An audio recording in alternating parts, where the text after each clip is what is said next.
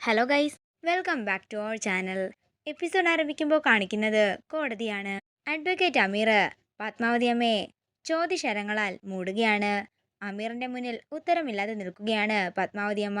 സുസ്മിത ഒരു വലിയ വീട്ടിലെ പെൺകുട്ടിയാണെന്ന് അറിയാവുന്നത് കൊണ്ട് തന്നെ മനഃപൂർവ്വമാണ് ഇവർ സുസ്മിതയും രോഹിത്തുമായിട്ടുള്ള ബന്ധം വളരാൻ അനുവദിച്ചതെന്നും രോഹിത്തിന്റെ മരണത്തിന് പിന്നിൽ സുസ്മിതയല്ലെന്നും വരുത്തി തീർക്കുകയാണ് അമീർ.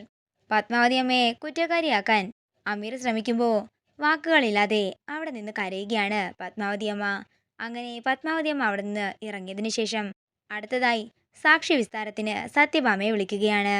അങ്ങനെ 3 വട്ടം വിളി കഴിഞ്ഞും സത്യഭാമ എത്തുന്നില്ല. അതുകൊണ്ട് തന്നെ ജഡ്ജ് തീർപ്പ് പറയാനൊരുങ്ങുമ്പോഴേക്കും സത്യഭാമ അങ്ങോട്ടേക്ക് വരുന്നു. അങ്ങനെ സത്യഭാമയെ ചോദ്യം ചെയ്യാൻ ആരംഭിക്കുന്നത് അർജുനാണ്. സുസ്മിതനെ കുറിച്ചുള്ള കാര്യങ്ങളൊക്കെ അർജുൻ ഭാമയോട് ചോദിക്കുകയാണ്. സുസ്മിത എൻ്റെ മോളെ പോലെ ആയിരുന്നെന്നും എൻ്റെ മക്കളെക്കാളേറെ ഞാൻ സുസ്മിതയെ സ്നേഹിച്ചിരുന്നെന്നും ഭാമ പറയുമ്പോൾ അർജുൻ ചോദിക്കുകയാണ്, അപ്പോൾ സത്യഭാമ ഈ പറയുന്നതിൻ്റെ അർത്ഥം സുസ്മിതയെ ഇപ്പോൾ നിങ്ങൾ മകളെ പോലെയല്ല സ്നേഹിക്കുന്നത് എന്നല്ലേ? അതെ, ശരിയാണ്. എന്താ അതിൻ്റെ കാരണം എന്ന് അർജുൻ ചോദിക്കുമ്പോൾ ഭാമ പറയുകയാണ്, രോഹിത്തിന്റെ അപകടത്തിന് പിന്നിൽ സുസ്മിതയാണോ എന്ന് ഞാനിപ്പോൾ സംശയിക്കുന്നു. കൂടാതെ എൻ്റെ മകൾ പ്രീതി ഇപ്പോൾ കോമയിലാണ്. എൻ്റെ മോളുടെ ഈ അവസ്ഥയ്ക്ക് പിന്നിലും സുസ്മിതയാണോ എന്ന് എനിക്ക് സംശയമുണ്ടെന്ന് ഭാമ പറയുമ്പോൾ എന്താണ് അങ്ങനെ സംശയത്തിന് പിന്നിലുള്ള കാരണമെന്ന് അർജുൻ ചോദിക്കുന്നു.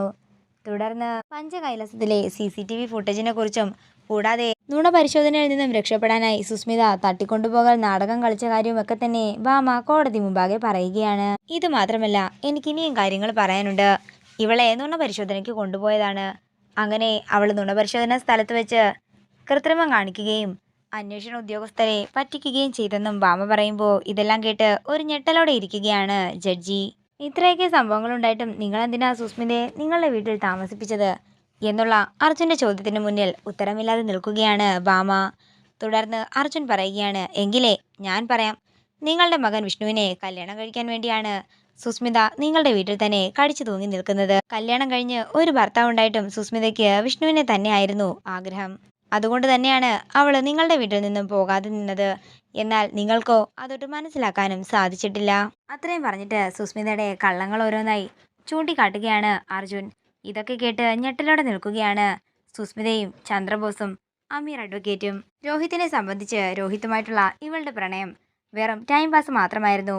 കുഞ്ഞുനാൾ മുതൽ ഇവൾ വിഷ്ണുവിനെ മാത്രം മനസ്സിലാഗ്രഹിച്ചാണ് ജീവിക്കുന്നത് എന്നൊക്കെ അർജുൻ പറയുമ്പോൾ ഒരു ഞെട്ടലോടെ നിൽക്കുകയാണ് എല്ലാവരും. ഇതോടുകൂടി ഇന്നത്തെ എപ്പിസോഡ് ഇവിടെ തീരുകയാണ്. വീഡിയോ ഇഷ്ടമായെങ്കിൽ മറക്കാതെ ലൈക്ക് ചെയ്യുക, ഷെയർ ചെയ്യുക, കമൻറ്റ് ചെയ്യുക. കൂടുതൽ സീരിയൽ അപ്ഡേറ്റ്സിനായി മറക്കാതെ സബ്സ്ക്രൈബ് ചെയ്യുക നയൻസ് ക്രിയേഷൻസ്.